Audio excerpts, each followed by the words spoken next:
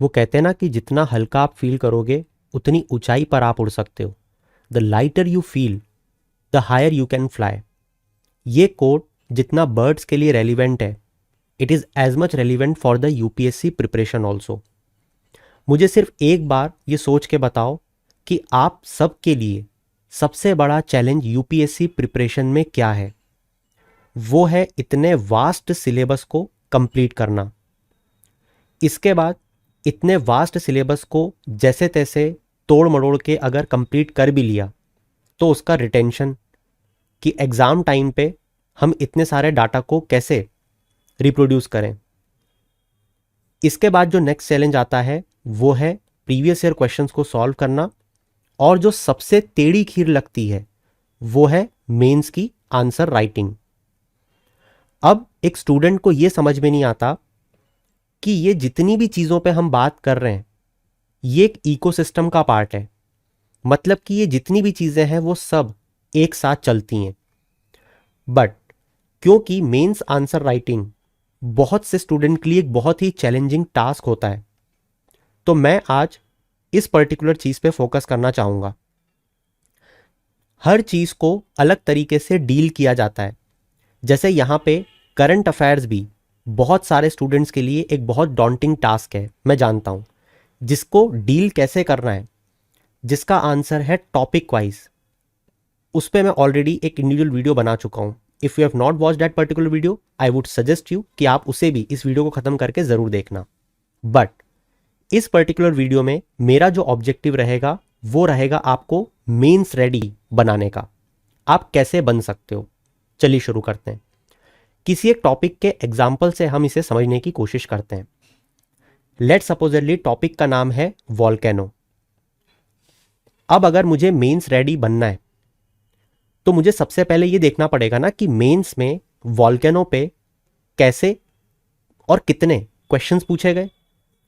कैसे कैसे क्वेश्चंस इसलिए देखना ज़रूरी है ताकि मैं नज़रिया समझ पाऊं कि यूपीएससी क्या पर्सपेक्टिव चाहता है एक यूपीएससी एस्पिरेंट से, कि जब वो वॉल्केनो के चैप्टर को पढ़े तो वो उसे उस नज़रिए से पढ़े। अब हो सकता है ना कि अगर वो एसएससी की तैयारी कर रहा है तो उसमें जो क्वेश्चन पूछने का तरीका है वो ये है कि ये आइलैंड कहाँ पे लोकेटेड है, ऐसे क्वेश्चंस पूछते हो सकता है यूपीएससी ऐसा क्वेश्चन ना पूछता हो। ये होता है पर्सपेक्टिव।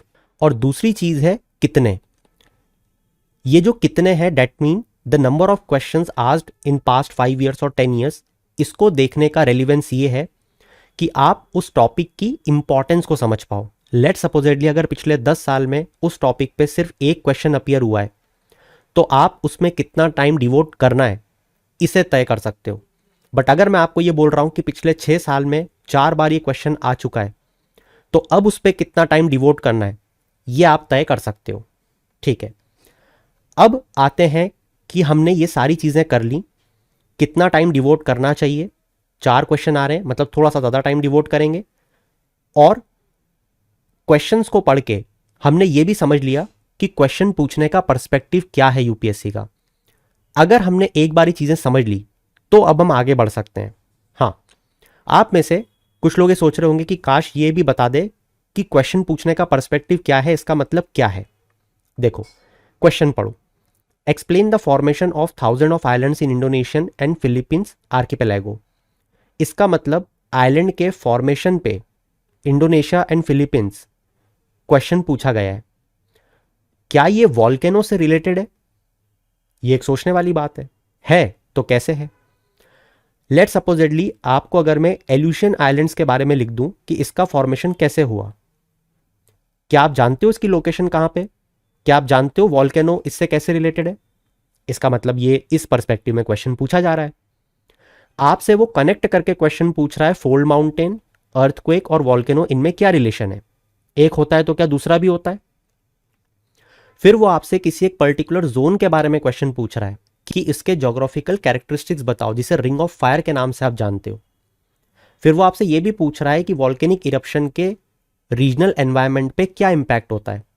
ठीक है, अब 1 मिनट के लिए इमेजिन करो कि एक एस्पिरेंट इन चारों क्वेश्चंस को पढ़ने के बाद 2 मिनट आंखें बंद करके सोच रहा है कि अच्छा, मेंस में क्वेश्चन इस तरीके से पूछे जाते हैं वॉल्केनो पे। तो अब मुझे बताओ कि अगर इस तरीके का कोई भी मेंस का question on this particular topic date is volcano, भले ही कैसा भी दुनिया का क्वेश्चन आ जाए, अगर वो मुझसे बनना चाहिए इन क्वेश्चंस को देख के, तो मैं इसे कैसे प्रिपेयर करूंगा, मैं आपको वो समझाना चाहता हूं। देखो, जैसे ही एक सीरियस एस्पिरेंट इन क्वेश्चंस को देखेगा, उसके पास ऐसे कुछ कीवर्ड के थ्रू पूरा वॉल्केनो लिखा होना चाहिए जिसमें पीवाईक्यू के आंसर्स छुपे हों। अब ये जो मैंने आपको 3 मेंस के आंसर्स के कीवर्ड लिखे हुए दिखाए, इससे दुनिया का वॉल्केनो का कोई भी क्वेश्चन आप सॉल्व कर सकते हो और उसे आपका कोई कॉम्पिटिटर बीट नहीं कर सकता, that I can assure you. और ये अश्योरिटी मैं कैसे दे पा रहा हूं? क्योंकि वॉल्केनो में इससे ज्यादा चीजें होती ही नहीं है। अब देखो, यहां पे आप लोगों को ये जो कीवर्ड लिखने का तरीका है, ये सीखना पड़ेगा।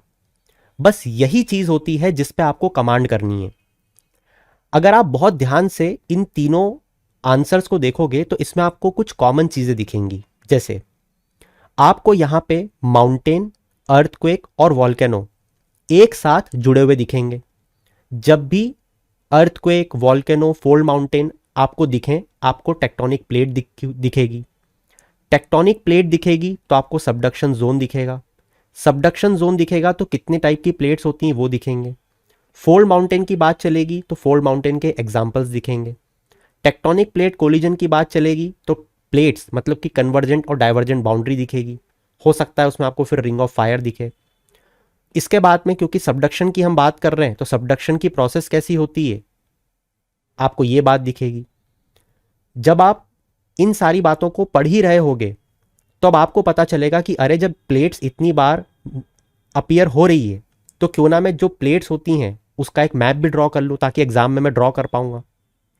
फिर आप ये सोचोगे कि अगर किसी पर्टिकुलर लोकेशन पे मुझसे क्वेश्चन पूछ लिया, जैसे फिलीपींस, एल्यूशन आइलैंड, जापान, कहीं पे भी, कि भैया जापान में बताओ इतने क्यों लोकेटेड है, चिली में क्यों, इंडोनेशिया में, कहीं पे भी, उन सब का आंसर एक जैसा होगा। वो इसलिए क्योंकि जो ज्योग्राफिकल फिजिकल कैरेक्टरिस्टिक्स हैं उसमें मुझे बस थोड़ा सा चेंज करना पड़ेगा। अगर ये पूछेंगे तो सिर्फ इसके बारे में लिखूंगा, अगर वो पूछेंगे पूरे पैसिफिक रिंग ऑफ फायर के बारे में तो मैं लिख दूंगा कि इन सब देशों में आता है। अब हो सकता है कि वो सिर्फ इस देश का क्वेश्चन बना के पूछ ले, इस देश का, बट मैंने उस चीज को क्रैक कर लिया कि क्वेश्चन वो किसी का भी पूछे, या तो पूरे का पूछ ले, सिर्फ इतने का पूछ ले, या सिर्फ इतने का पूछ ले, मैं आंसर लिख दूंगा। क्योंकि जो बेसिक चीजें हैं फिर से कौन सी, tectonic activity, subduction, convergent boundary, divergent, seismic activity, trench, fold mountain कैसे बनते हैं, आइलैंड आर्क्स कैसे बनते हैं, पैसिफिक रिंग ऑफ फायर में क्या क्या मिनरल डिपॉजिट्स मिलते हैं, ये सारी चीजें हमेशा सेम होंगी। तो क्या आप समझ पा रहे हो कि सिर्फ इन कीवर्ड्स के थ्रू आप इस पूरे टॉपिक को कवर कर सकते हो। अब जैसे एनवायरमेंट पे इंपैक्ट पे बात हुई, अब यहां पे देखो आप कितनी चीजों को कनेक्ट करोगे वॉल्केनो के साथ। आप ये बताओगे कि जब वॉल्केनो फटता है उससे ऐश निकली, फिर वो तो सब आप जानते ही हो, खैर ऐश से ब्लैंकेट बन जाता है, सल्फर डाइऑक्साइड वाटर वेपर के साथ कंबाइन होकर रिफ्लेक्ट करती है रेडिएशन को, टेम्परेचर कम हो जाता है। टेम्परेचर कम के साथ साथ एयर क्वालिटी भी कम हो जाती है। फिर आप इसे कनेक्ट करोगे कि इसका फायदा भी तो होता है, जियोथर्मल एनर्जी का पोटेंशियल क्रिएट हो जाता है, टूरिज्म बढ़ जाता है, लोग देखने आते हैं। फिर आप वॉल्केनो को कनेक्ट करोगे सॉइल के साथ कि सॉइल पे क्या इंपैक्ट पड़ता है, तो आपको पता चलेगा कि शॉर्ट पीरियड में इसका नुकसान होता है, लॉन्ग पीरियड में इसका फायदा होता है। फिर आप देखोगे कि वॉल्केनो से एसिड रेन हो जाती है, क्यों हो जाती है, ये साइंस का टॉपिक जोड़ दोगे आप। यहाँ पे लहर फॉर्मेशन के बारे में बता दोगे, कैसे बता दोगे, क्योंकि एसिड रेन मतलब पानी आया, पानी कंटेमिनेट हुआ, कैसे कंटेमिनेट हुआ, पीएच लेवल, ये फिर से साइंस का कॉन्सेप्ट। वाटर कंटेमिनेशन के कारण क्या हुआ, मड फ्लो हुआ, जिसे लहर फॉर्मेशन कहते हैं, एक और नया कॉन्सेप्ट। लावा के फ्लो होने से मड फ्लो, रिवर का कोर्स चेंज हो गया, मतलब नदी को कनेक्ट कर दिया आपने वॉल्केनो से। इधर सॉइल को कर रहे हो, इधर एयर को कर रहे हो, इधर टेम्परेचर को कर रहे हो, इधर सोलर रेडिएशन को कर रहे हो, इधर जियोथर्मल को कर रहे हो, इधर लावा को, इधर सॉरी लावा को नहीं, इधर रिवर को कर रहे हो, इधर जो कम्युनिटी डेथ्स हो रही है उसको कर रहे हो, इधर एसिड रेन को कर रहे हो, इधर एग्रीकल्चर को कर रहे हो। कैसे, क्योंकि अगर सॉइल पे इंपैक्ट पड़ेगा तो एग्रीकल्चर पे तो पड़ेगा ही, या तो प्रोडक्टिविटी बढ़ेगी या कम होगी। शॉर्ट पीरियड में इकोसिस्टम अल्टर होता है और लॉन्ग टर्म पीरियड में एग्रीकल्चर प्रोडक्टिविटी बढ़ जाती है। फिर जहां पे वॉल्केनो फटा है वहां पे जो एग्जिस्टेंट स्पीशीज हैं वो खत्म हो जाएंगी या डिस्प्लेस हो जाएंगी, मगर फिर रीजनरेट होगा फ्लोरा एंड फौना तो एक नया इकोसिस्टम बनेगा, मतलब आपने एनवायरमेंट से इकोसिस्टम को जोड़ दिया। क्या आप ये समझ पा रहे हो कि आपने सिर्फ एक वॉल्केनो के टॉपिक को कितनी सारी जगह जोड़ दिया, और आपने इनका बेसिक भी पढ़ लिया। अब इससे बाहर मुझे बताओ, सिर्फ इन कीवर्ड्स पे अगर आपने कमांड कर ली और सिर्फ ये कितने कितने आंसर लिखे, कितने शब्द लिखे होंगे? 50, 40, 60 शब्द। इतने शब्द में अगर आप चीज़ों को समअप कर पा रहे हो तो ये मान के चलो कि वॉल्केनो टॉपिक को आप कंप्लीट कर चुके हो। क्योंकि इससे बाहर न सिर्फ ये 4 क्वेश्चन, बल्कि आप कोई भी वॉल्केनो का क्वेश्चन खोलो, कोई भी, I am giving you a challenge, कोई भी क्वेश्चन खोलो आप, आपसे 90-95% क्वेश्चन सॉल्व हो जाएगा। बट ऑफ कोर्स ऐसे हमेशा कुछ एक्सेप्शंस होते हैं जिनका माइट बी पॉसिबल आप इनके थ्रू आंसर्स ना दे पाओ। बट ये भी चीज आपको मुझे सिखानी है कि आप लोगों को एक्सेप्शंस की तरफ नहीं जाना है। अब हो सकता है कि कोई स्टूडेंट उठ के बोल दे कि मैं आपको एक ऐसा क्वेश्चन देता हूं, सॉल्व करके बताओ इस चीज से। अरे भाई, ऐसा हर टॉपिक पे ऐसा क्वेश्चन बनाया जा सकता है जो किसी भी नोट से सॉल्व ना हो। बट एक्सेप्शन को जब तैयार किया जाता है जब आपके बेसिक, मतलब कि जो ऑलरेडी पूछा जा चुका है और पूछा जा सकता है, उसको आपने प्रिपेयर कर लिया हो। तो अगर आप वो एक्स्ट्रा ऑर्डिनरी स्टूडेंट बनना चाहते हो जो हर टॉपिक पे पीएचडी कर ले, आप बिल्कुल करो, बहुत अच्छी बात है। बट पहले जो पूछा जा चुका है, जो पूछा जा सकता है, डेट मीन रेलिवेंट, उन चीजों को पढ़ो। जितनी भी रेलिवेंट क्वेश्चंस को आप देखोगे, अभी देखना जरूर इंटरनेट पे सर्च करके, वॉल्केनो, यूपीएससी में, जो आपकी इच्छा हो, आप ये पाओगे कि उन सबके आंसर्स में यही वो कॉमन पॉइंट्स होंगे जो लिखे होंगे। तो इससे आप खुद ये समझ पाओगे कि अगर सिर्फ इतनी चीजें पढ़ के यूपीएससी मेंस का हर क्वेश्चन आंसर किया जा सकता है, तो सिर्फ वॉल्केनो का टॉपिक नहीं, ऐसा कोई भी टॉपिक हो, उसे शॉर्ट में प्रिपेयर किया जा सकता है। तो the moral of the story is कि सबसे पहले जब भी आप किसी टॉपिक को पढ़ते हो, उसके पीवाईक्यू को देख के आपके शॉर्ट नोट्स खुद से तैयार होने ही चाहिए।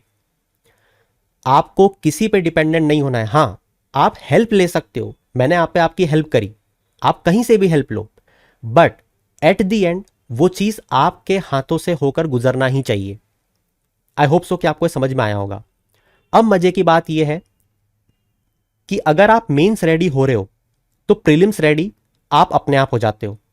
और अगर आपको इस पर्टिकुलर चीज को समझना है कि मेंस की प्रिपरेशन के साथ साथ हम पीवाईक्यू प्रीलिम्स के कैसे उसी में ऐड ऑन कर सकते हैं, तो उसके लिए मैं अलग इंडिविजुअल वीडियो बना चुका हूं। तो उम्मीद करूंगा कि मैं आपको बहुत सारी चीजें इस पर्टिकुलर चीज में समझा पाया। और आखिरी में इन सब चीजों को करने के लिए क्या करना पड़ेगा वो भी मैं बता देता हूं। उसके लिए आपको एक बहुत ही स्ट्रेटेजिक मैनर में चीजों को पढ़ना पड़ेगा।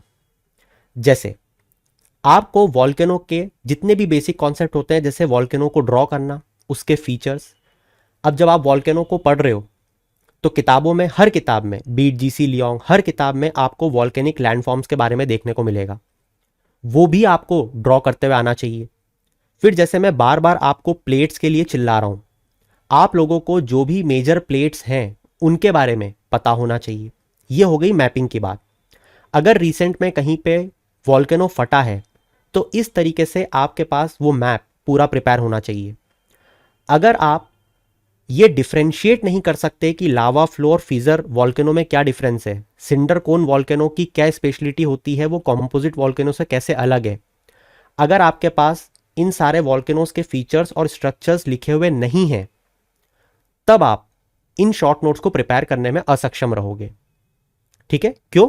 क्योंकि आपको अभी तक उस टॉपिक की वो क्लैरिटी नहीं है कि आप स्पेस में सोच पाओ। स्पेस में सोचने का मतलब होता है कि जब एक स्टूडेंट अपनी आंखें बंद करता है तो उसे वॉल्केनो फटता हुआ दिखता है, उसे बाउंड्रीज या मैं कहूं प्लेट मूवमेंट्स होते हुए दिखते हैं अलग अलग, उसे हॉटस्पॉट एरिया क्रिएट होता हुआ दिखता है, उसे सबडक्शन जोन दिखता है, सबडक्शन की प्रोसेस दिखती है, ये आइलैंड्स क्रिएट होते हुए दिखते हैं। तो जिस दिन आपने इस तरीके से स्टोरी फॉर्मेट में सोचना चालू कर दिया, तो आप ये जो पूरी दुनिया में जो शोर हल्ला होता रहता है ना कि ऐसी स्ट्रैटेजी अपना लो, ऐसा अपना लो, सिंपल स्ट्रैटेजी होती है। Every big idea is simple. ये सिंप्लिसिटी ही है जो आपको एट द एंड जिताएगी। तो उम्मीद करूंगा कि आपने बहुत सारी चीजें सीखी होंगी। अगर हाँ, चैट सेक्शन में जरूर बताना। Will meet you soon. Till then keep shining.